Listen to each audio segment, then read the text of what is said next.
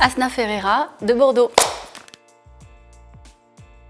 Je suis plutôt craquante. J'aime bien la texture du chocolat craquant. J'aime bien aussi faire craquer les gens des fois.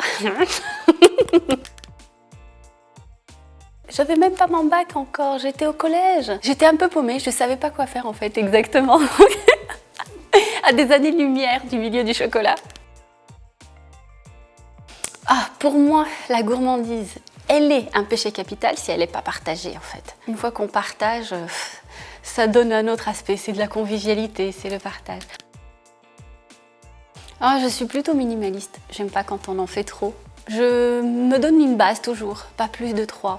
3 goûts, 3 saveurs ou 3 textures, c'est vraiment le maximum. Où j'en ai eu plein ces derniers temps, j'ai eu un coup de cœur énorme pour le Piura Bianco, un chocolat du nord du Pérou, qui est très exceptionnel, qui a toutes les notes sauf celle du cacao en fait. Si j'étais un vice, la procrastination, ça c'est terrible, donc beaucoup d'efforts à faire là-dessus. Là c'est plus difficile, je sais pas quoi dire. Si j'étais une vertu, plutôt la gentillesse. Pour moi c'est la principale qualité, parce que ça revient toujours. Un couteau, on peut rien faire sans un bon couteau, et le mieux un couteau japonais. Mon ingrédient fétiche, c'est le sel. Le sucre, on y est habitué, et la petite pointe de sel quand on s'y attend pas, ça fait de l'effet.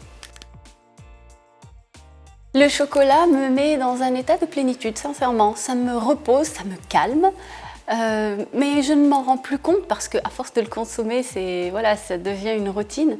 Mais c'est vrai que des fois, il y a ce besoin de prendre du chocolat parce que ça apaise. Pour moi, c'est apaisant. Oh, cru de cacao, c'est sûr, même si je suis à Bordeaux et que j'adore énormément toute la culture du vin, cru de cacao parce que émotionnellement je suis attachée à ce végétal-là plus qu'à l'autre en fait. C'est le lien, c'est la plateforme, c'est pour moi un pays, un petit pays où on retrouve les gens, on partage la même passion. C'est ça qui est génial. J'ai commencé au Salon du Chocolat en tant que visiteur normal au départ. J'arrivais les yeux écarquillés. Mais ça n'a pas changé. Même quand je suis devenue professionnelle, j'ai toujours cette même magie. Il y en aurait plein, mais en tout cas une question précise par rapport à l'avenir du cacao et surtout par rapport au changement climatique. Quand on sait que le climat, par exemple, à Bordeaux sera celui d'Afrique du Nord et ainsi de suite, comment on va évoluer avec tout ce changement et qu'est-ce qu'on peut faire en tant que chocolatier pour préserver cette nature, préserver les gens qui travaillent dans cette nature. Voilà, je dirais qu'il y aurait plein de questions à poser, mais surtout dans l'objectif à venir climatologique et sociétal du cacao.